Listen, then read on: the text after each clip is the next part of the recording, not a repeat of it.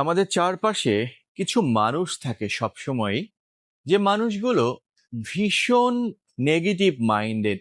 জায়গাটা সুন্দর, দেখো, ঝাড়টাও সুন্দর। যাই হোক, এই নেগেটিভ মাইন্ডের মানুষগুলোর কাজই হচ্ছে মানুষকে সবসময় ভয় দেখানো, মানুষকে সবসময় নেগেটিভ ধারণা বা নেগেটিভ আইডিয়া দেওয়া।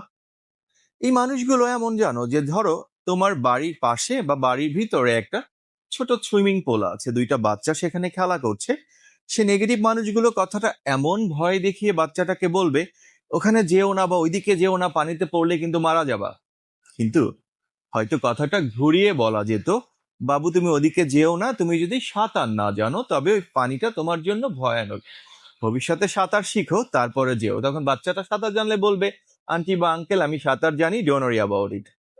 কথাটা কিন্তু সুন্দর। তেমনি যে মানুষগুলো ভয় পায় যে পানিতে পড়লেই বুঝি আমি মরে যাব, আসলে কিন্তু ব্যাপারটা তা নয়। পানিতে পড়লেই মানুষ মরে যায় না, মরে যায় যদি সে সাঁতার না জানে। আর যদি সে সাঁতার জানে, পানিতে পড়লেও, নদীতে পড়লে বা পুকুরে পড়লেও সে কিন্তু বেঁচে যায়।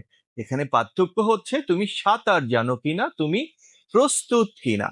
তেমনি জীবনে প্রতিটা ক্ষেত্রে না, যেখানেই তুমি যাও, যাই তুমি করো বা যাই তুমি পছন্দ করো, সেখানে যাওয়ার আগে বা সেই চ্যালেঞ্জটা জীবনে নেওয়ার আগে তুমি যদি প্রস্তুত হয়ে সেখানে যাও, তবে তোমাকে কেউ নেগেটিভ মেন্টালিটি থাকলেও ভয় দেখিয়েও লাভ হবে না। সে যদি ভয় দেখায়, তোমার মনে রাখতে হবে সেই ভয়টাকে হাসি মুখে অতিক্রম করেই তোমার জয়টা নিশ্চিত।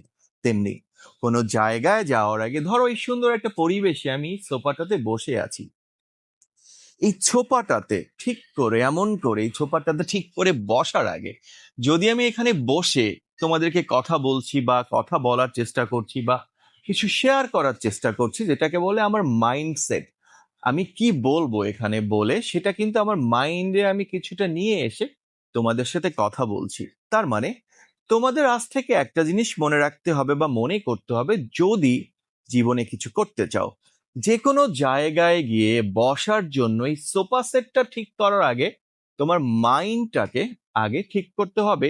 সেই সোফাতে বসে তুমি কি করতে যাচ্ছ, সেই সোফাতে বসে তুমি কার সাথে কথা বলতে যাচ্ছ, কি বলতে যাচ্ছ, কি টপিক নিয়ে আলোচনা করতে যাচ্ছ। যদি সেখানে সময় স্পেন্ড করার জন্য যাও, আমার সামনে খুব সুন্দর একটা দৃশ্য আছে, এভাবে সময়টাকে বা সেই সুন্দর জায়গাটাকে উপভোগ করার জন্য যাও, তবেও মাইন্ডসেট করতে হবে সেখানে গিয়ে আসলেই কি উপভোগ করার কিছু আছে কিনা, না সেখানে গিয়ে আমার সময়টাই নষ্ট করা হবে। তাই বলি কি, যে কোনো কিছু করার আগে, হোক বাসায়, বাহিরে অথবা কাজের জায়গায়, সবসময় মাইন্ডটাকে সেট করে তারপরে সেই কাজটা করো। আগে পরিকল্পনা করে তারপরে কাজটা করার চেষ্টা করো। আশা করি জীবনে ব্যর্থ হবে না, কারণ চারপাশে এত বেশি ব্যর্থ